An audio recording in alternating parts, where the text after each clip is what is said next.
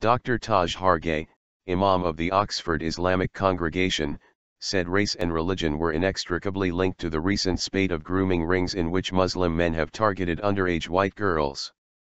Earlier this week 7 members of a child sex ring from Oxford were found guilty of forcing underage girls to commit acts of extreme depravity. Their victims, aged between 11 and 15, were groomed and plied with alcohol and drugs before being sexually assaulted and forced into prostitution. They targeted out-of-control teenagers. Dr. Hargey said that the case brought shame on the city and the community and is a setback for cross-community harmony. But worse still is the refusal to face up to its realities, he wrote in the Daily Mail.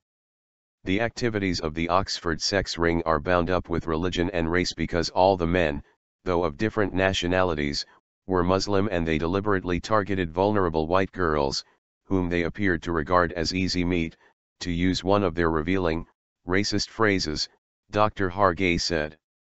That attitude has been promoted by religious leaders, he believes. On one level, most imams in the UK are simply using their puritanical sermons to promote the wearing of the hijab and even the burqa among their female adherents. But the dire result can be the brutish misogyny we see in the Oxford sex ring. People tiptoe around the issues and refuse to discuss the problems exposed by the scandals such as those from Rochdale to Oxford, and Telford to Derby, he wrote.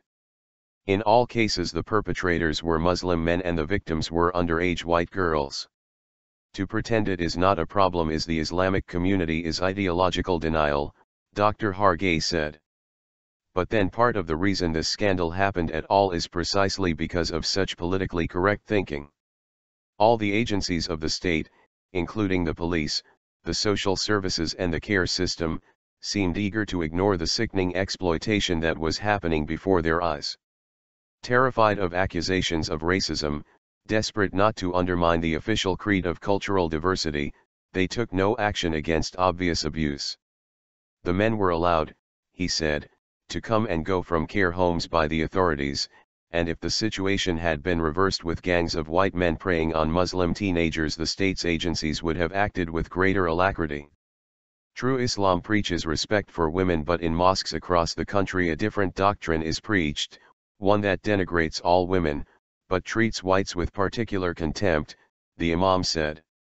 The men are taught that women are second-class citizens, little more than chattels or possessions over whom they have absolute authority, he claims in the column.